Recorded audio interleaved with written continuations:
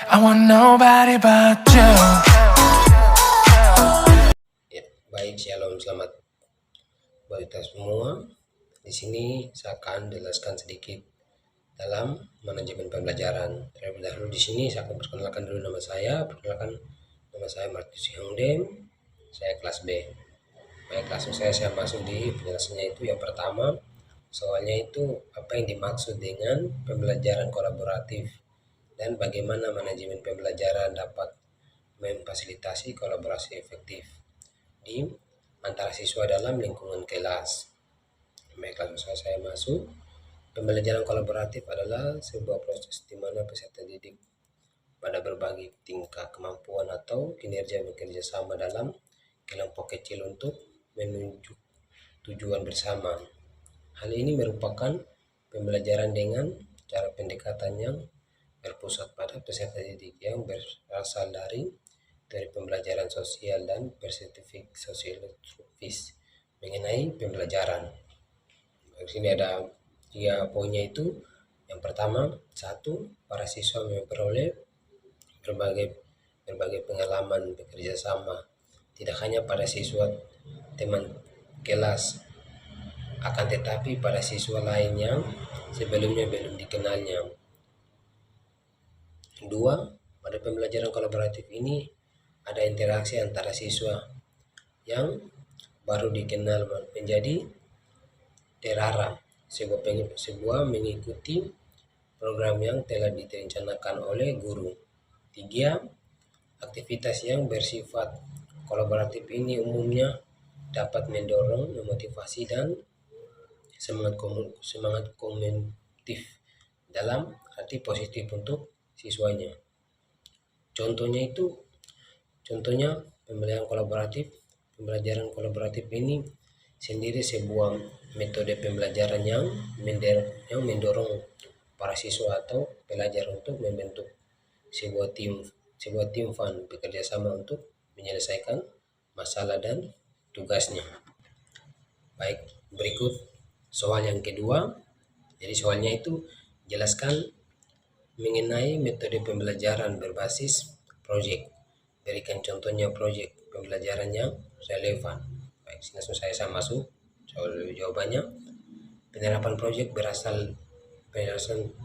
proyek berasal learning adalah pendekatan yang mengedepankan siswa untuk dapat menyelesaikan permasalahan yang benar-benar ditemui di lapangan. Dalam pembelajaran ini siswa akan berperan menjadi seorang profesional yang mencoba memecahkan permasalahan dalam kehidupan sehari-hari. Contohnya itu proyek berbasis learning merupakan pendekatan pembelajaran yang memperhatikan pemahaman. Peserta didik melakukan eksplorasi, penilaian, interaksi dan mesintesis informasi melalui cara yang bermakna. Di sini ada 6 cara, yaitu pertama menentukan pertanyaan mendasar, yang kedua mendesain perencanaan proyek, yang ketiga menyusun jadwal, yang keempat monitoring dan evaluasi peserta didik dan perkembangan proyek, yang kelima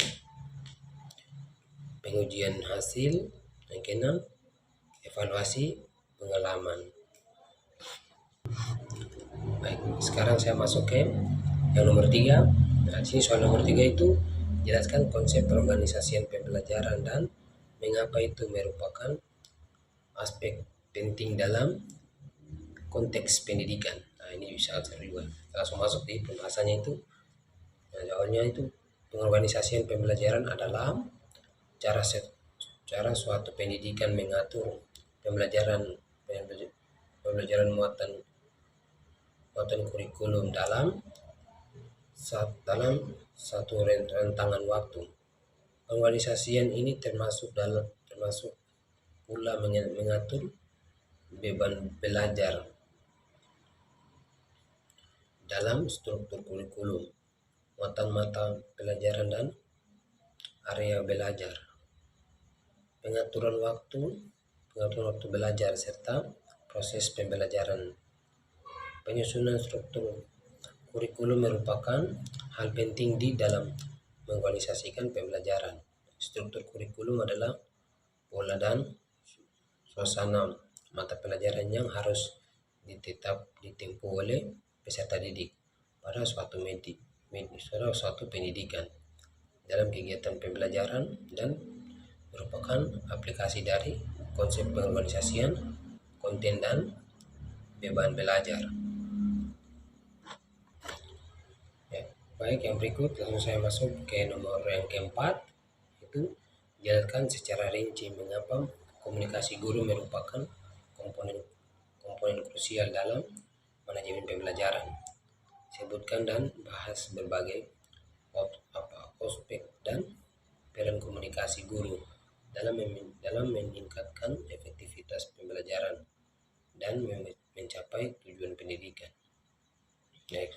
Jawabannya itu di sini. Komunikasi secara umum merupakan suatu proses penyampaian penerimaan pesan antara dua orang atau lebih.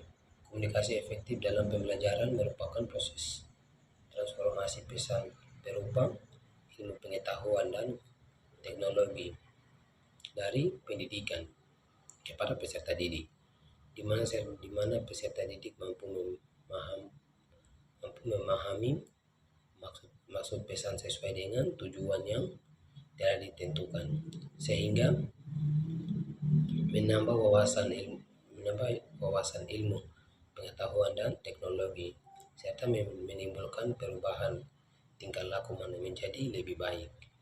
Dalam konteks komunikasi pembelajaran, guru ditetapkan dalam posisi sebagai komunikator oleh karena tugas dan peran guru sebagai pemimpin pembelajaran memposisikan menjadi komunikator, sedangkan siswa ditetapkan sebagai komunikator atau peserta didik. Strategi membangun komunikasi efektif pada siswa: menjadi komunikator yang andal.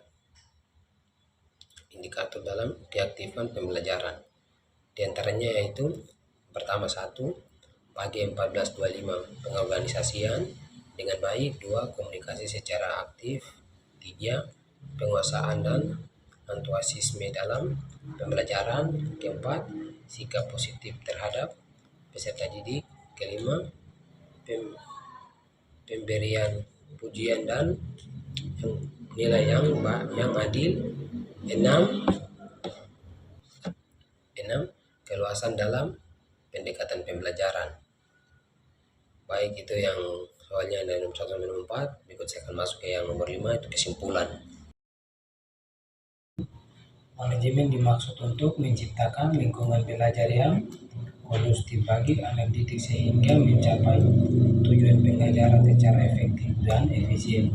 Bagi kegiatan pembelajaran yang dikategorikan dalam kurikulum inti maupun penunjang berdasarkan kurikulum yang ditetapkan sebelumnya oleh Kementerian Pendidikan Nasional atau Kementerian Agama. Untuk dari Kementerian terdapat pemerhati untuk bagaimana siswa aktif dan pembelajaran bisa berjalan dengan baik. Begitu kesimpulannya. Baik, mungkin itu sedikit penjelasan dari saya. Dari nomor 1, 2, 3, 4, dan 5. Mungkin sekian sampai di sini. Terima kasih.